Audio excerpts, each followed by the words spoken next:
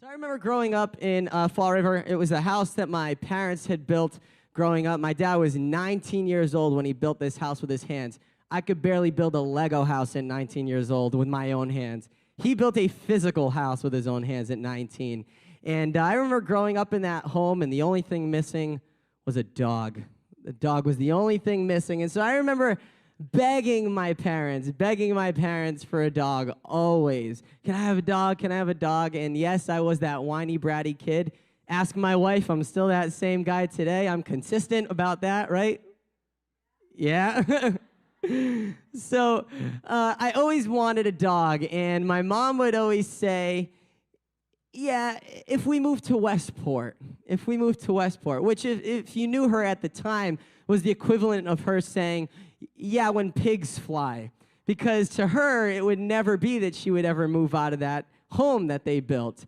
And so it was a nice way to say no while also saying yes. So she could kind of kick the can down the road.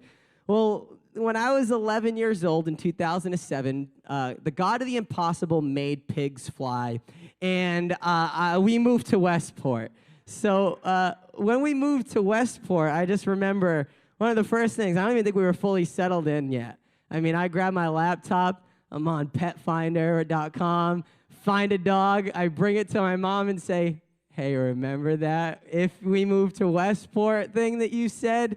Well, sure enough, my mom, to her chagrin, agreed, and we ended up getting a dog, and that pup was awesome for 10 years. Little curly cockapoo, a Cocker Spaniel Poodle mix. And, the hilarious, but totally predictable thing was that bloody dog loved my mom more than anybody in the house. And if you knew my mom before, dogs were like, stay away. It was absolutely like a plague to her. A dog got close to her, she was shooing it away, she was running, she was hiding. My brother can attest to it, like horrified. She was horrified of dogs. So it was a miracle. But something that I learned from that experience was that the consistency in her response saying, if we move to Westport, that consistency drove her commitment. And so when she consistently said, if we move to Westport, well, when we moved to Westport, that forced her hand. Was she going to be consistent and stay true to her word, be somebody who says what they're going to do and does it, or was she going to go against the grain and be inconsistent? And she modeled consistency, and I got to bless her for that. She's watching at home in the freezing cold. Their pipes are frozen. They're struggling at home right now, so pray for them that that their pipes unfreeze. Oh, it just came on. Praise God. Look at that.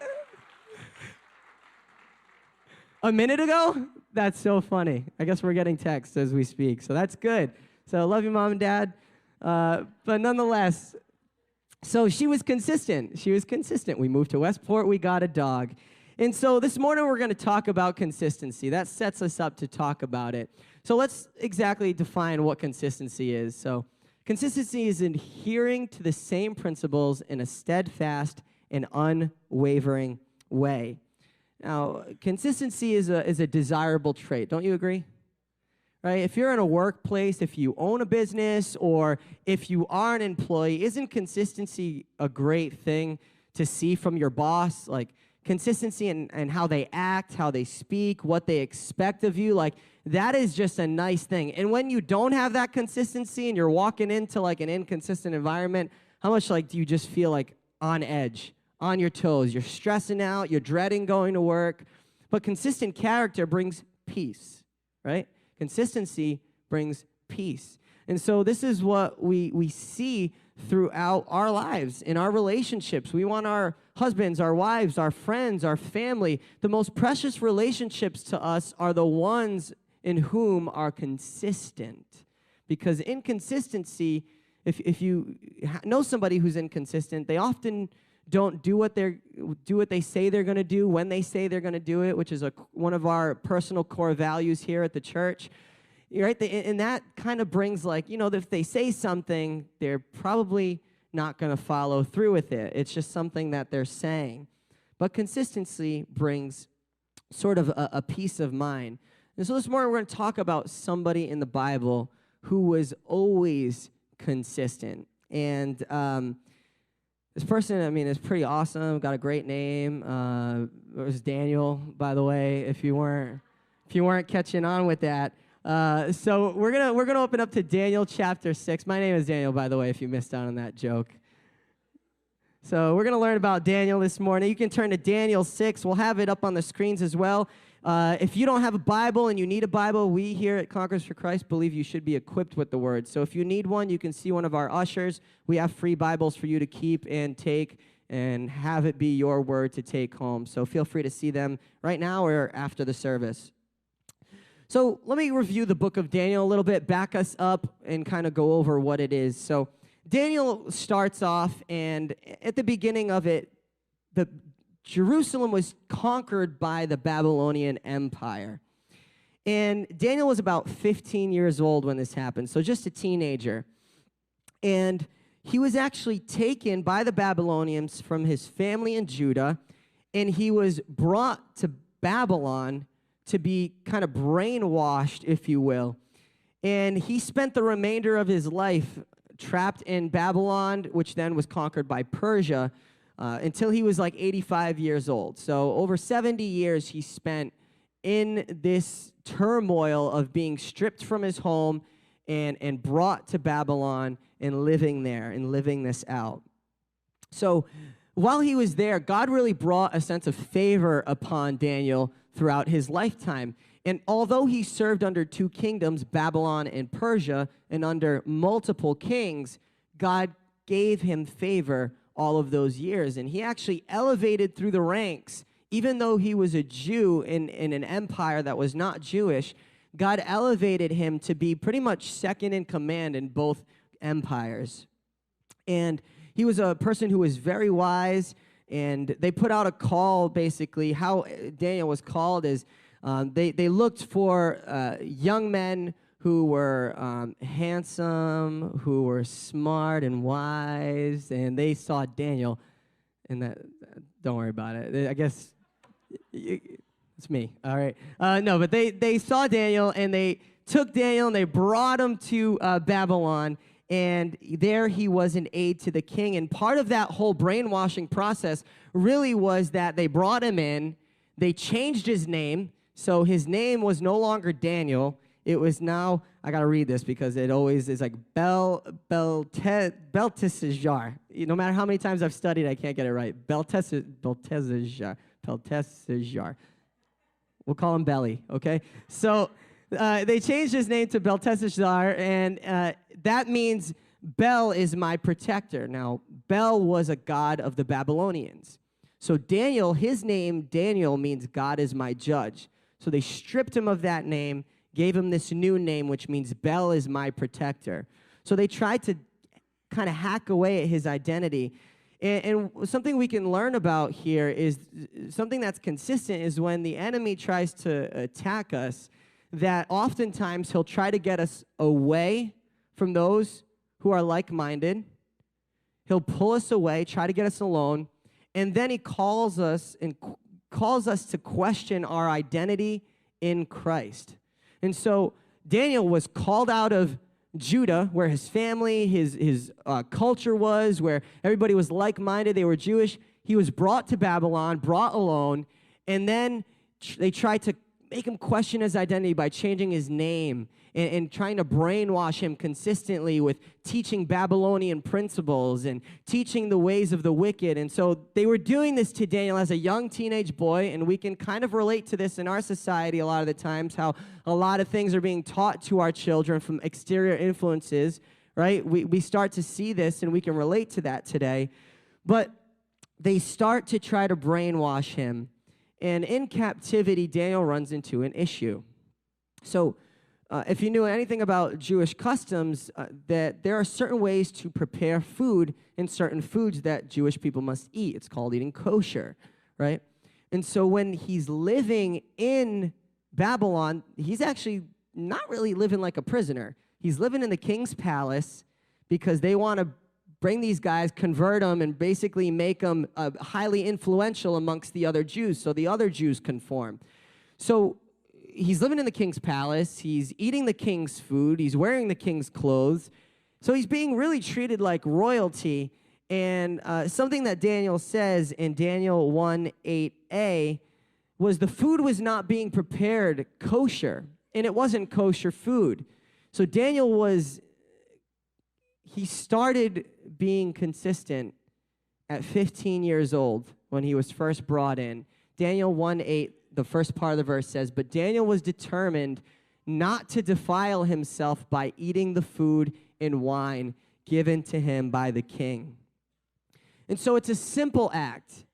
You know, you would think, it's just eating some food, it's having a cheeseburger and a lobster roll. I mean, that's not going to kill anybody, really. But Daniel didn't want to be defiled because according to Old Testament culture and law, this was the way that he knew he needed to be faithful and show his faithfulness to God, was in eating this kosher food and keeping himself pure. So if he were to eat the food that the Babylonians gave him, he would go against everything that he had consistently been living for his entire life. And so he stands up and he makes a defense for himself. You can read the rest of chapter 1, but God honors his faithfulness. Pastor Ken was just kind of talking about this before. God elevates those who are consistent in him.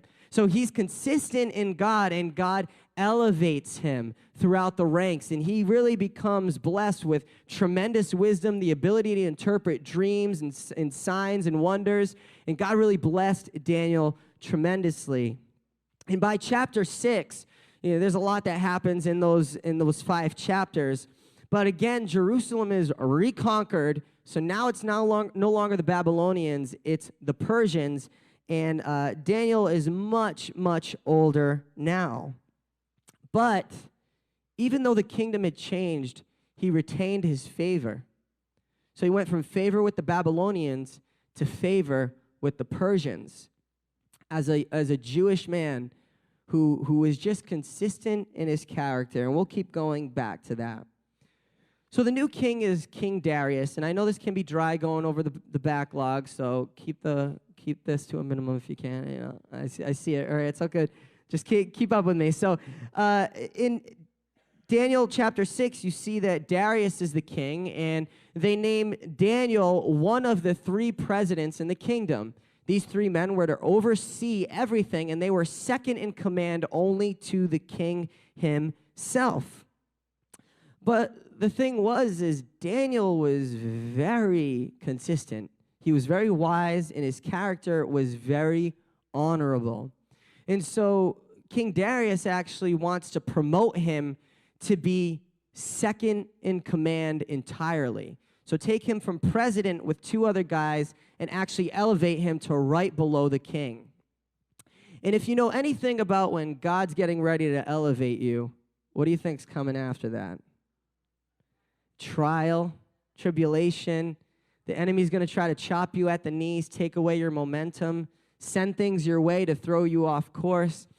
And so what happens here is that the 2 other presidents and the 120 other royal governors that were governing the provinces, they don't like that. They don't want to see this Jewish man be second in command to their Persian king.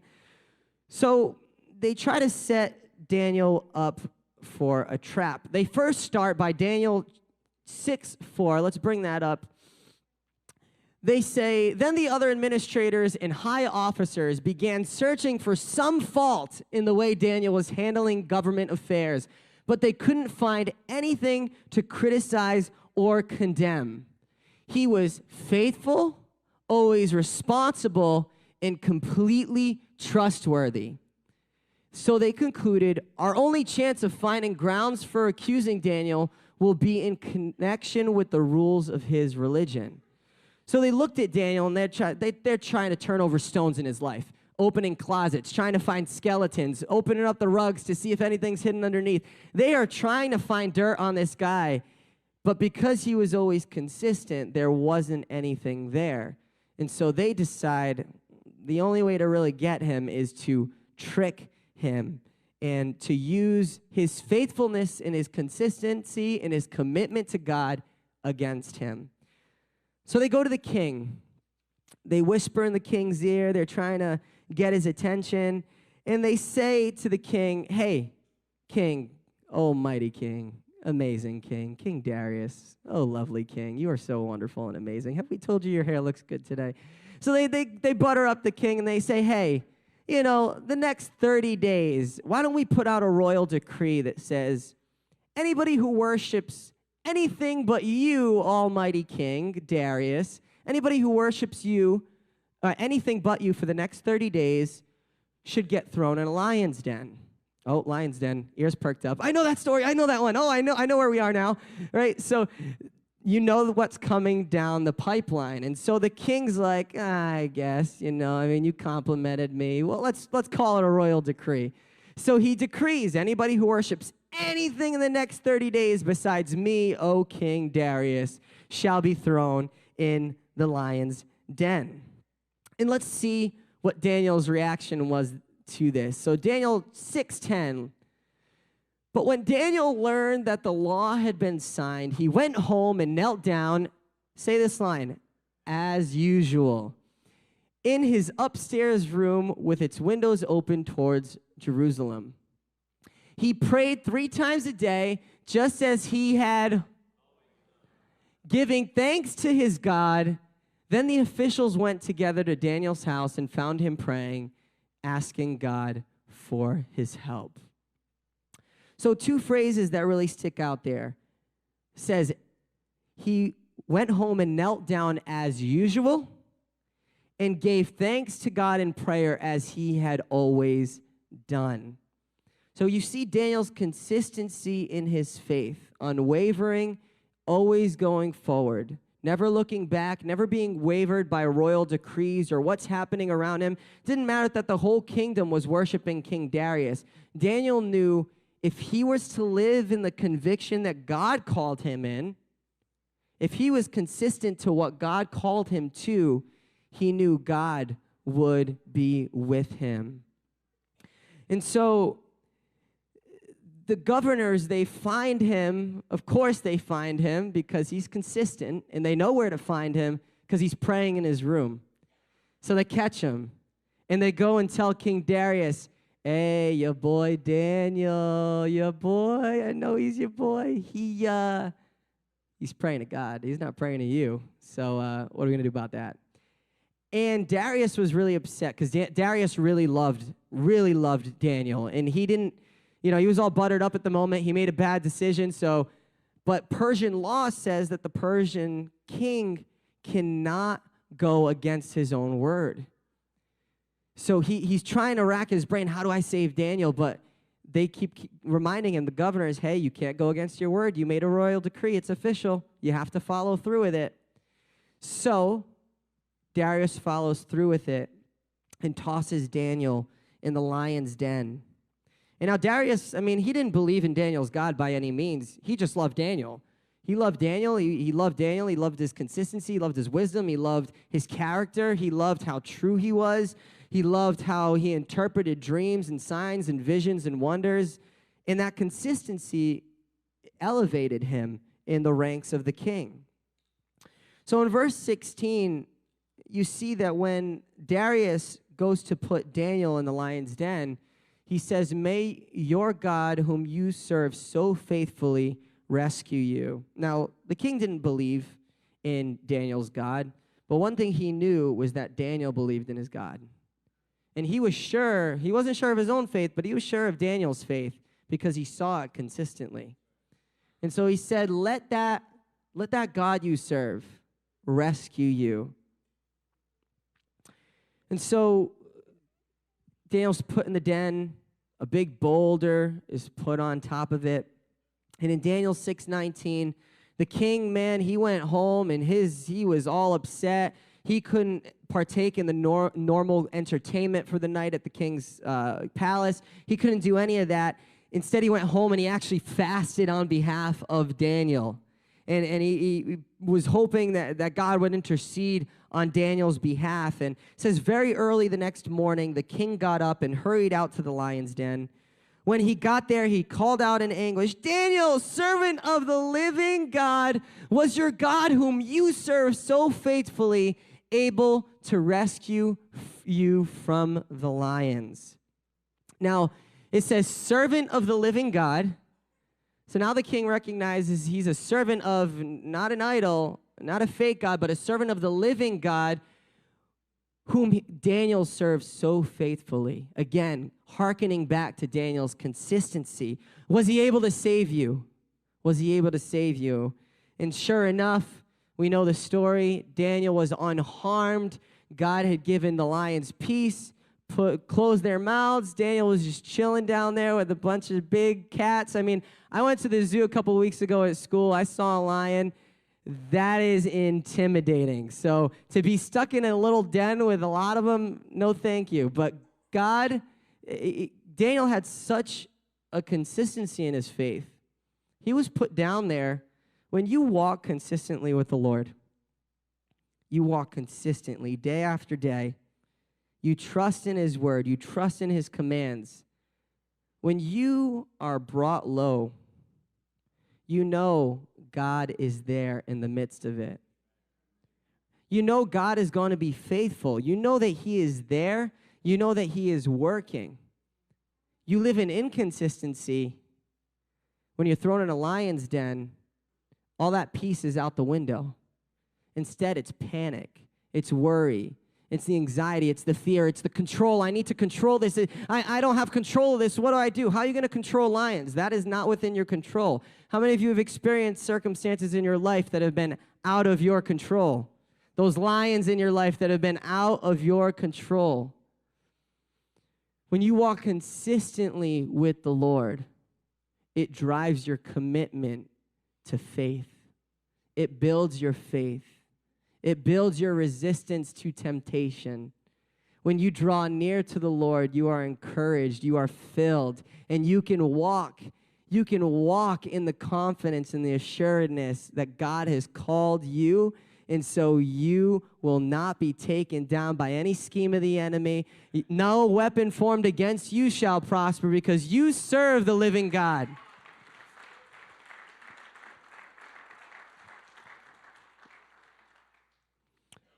So what can we learn from Daniel? Being consistent starts with making a decision. Daniel was consistent right from the beginning, even in the small thing. He could have just eaten that non-kosher food and called it a day, but he said, no. If I let down my walls, if I right now allow this small thing to enter in my life, if I forsake my consistency for just a moment, there's going to be a crack in my foundation that the enemy is going to just keep trying to get through. And eventually it'll be a hole, and eventually the whole thing comes down. Building a firm foundation on Christ, as we sang today, is so important. Not giving in to peer pressure, not giving in to letting ourselves go, but being consistent is important. And you see this in the life of Daniel. Daniel was consistent in his prayer. Consistency is not born in the heat of battle. If you're only consistent when battle comes, the truth of the matter is you're not consistent. You're not consistent. Daniel's faith was born out of his regular prayer time he spent with the Lord.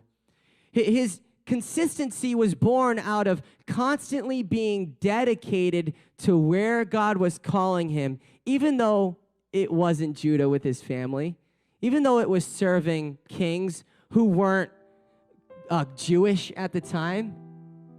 But no matter the circumstance, Daniel said, I don't care where I am, I'm going to be consistent. I don't care what's going on in the world around me, I'm going to be consistent. I don't care who comes into my life. I don't care what relationship. I don't care what temptation. I'm going to be consistent. And so Daniel was consistent because he decided that he would do as he usually did and as he had always done and go to the Lord. See, faith is built in consistency not in contingency. What does that mean? Faith is built in consistency, not contingency. See, when I'm consistent with my faith, it's truly faith that I have.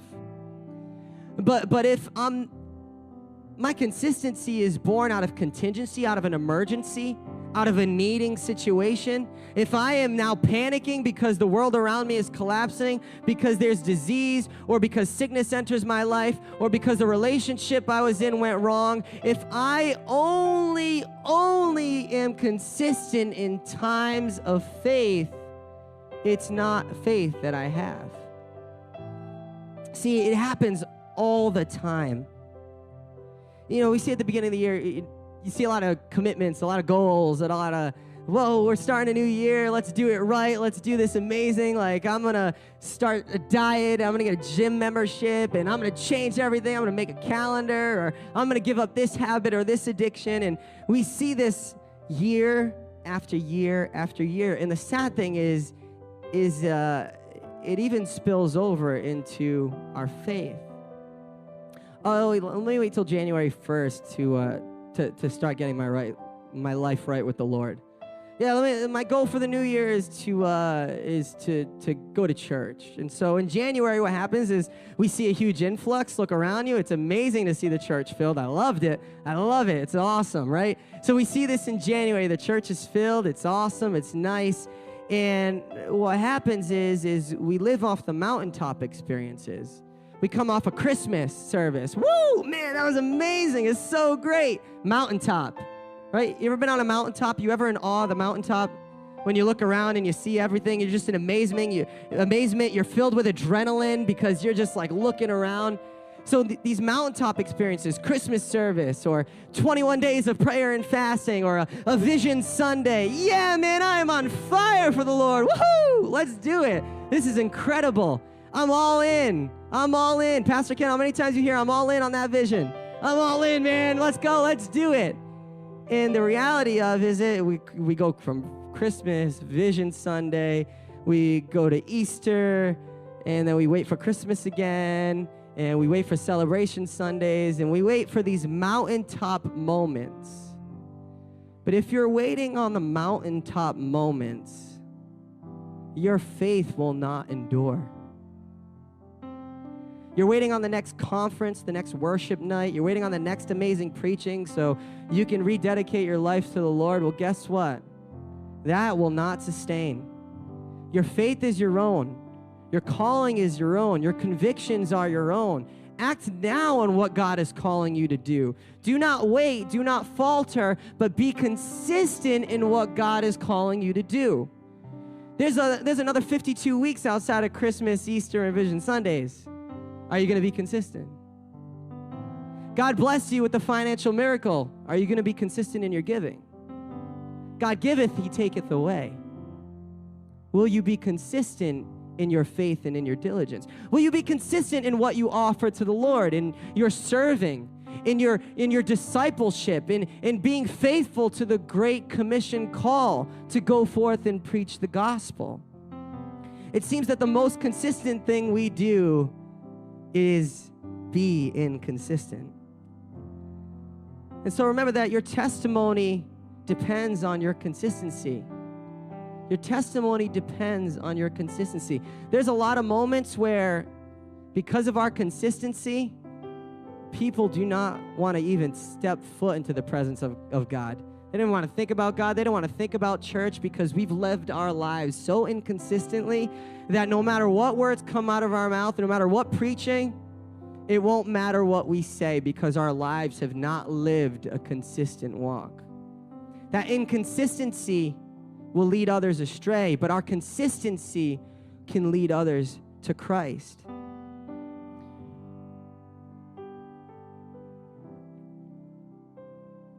Now, don't get me wrong. Don't take this legalistic. I'm not saying you have to be here 52 weeks and on Wednesdays, okay? It'd be amazing. I mean, we'd love to see it. I'm not going to tell you not to do that either. However, don't be legalistic. Understand that consistency is not perfection. Consistency is endurance. Run the race. Fight the good fight. Endure. Endure.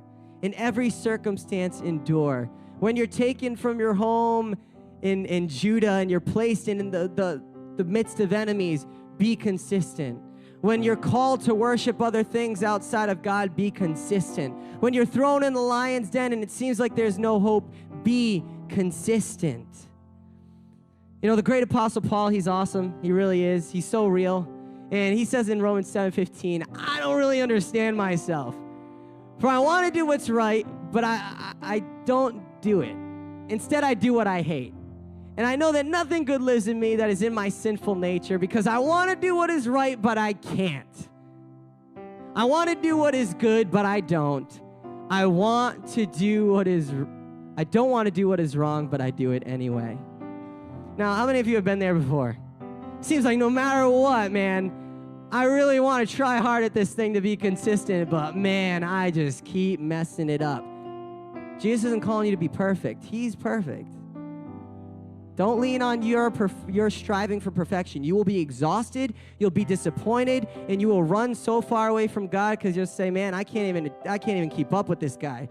How am I supposed to be loved and stay loved by a perfect God, and who I'm supposed to be this great person?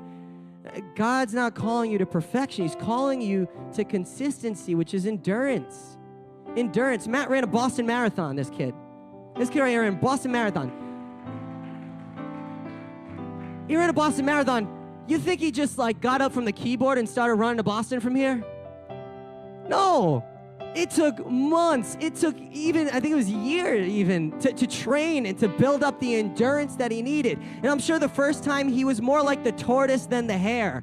All right? I'm sure he was slower than he wanted to be. I'm sure it was rougher than he wanted, but he persisted. Let us do so in our consistency in our walk with Christ. So to close, being consistent starts with making a decision. Faith is built in consistency, not in contingency, not in emergency. Our testimony depends on our consistency, and consistency is not perfection, it's endurance.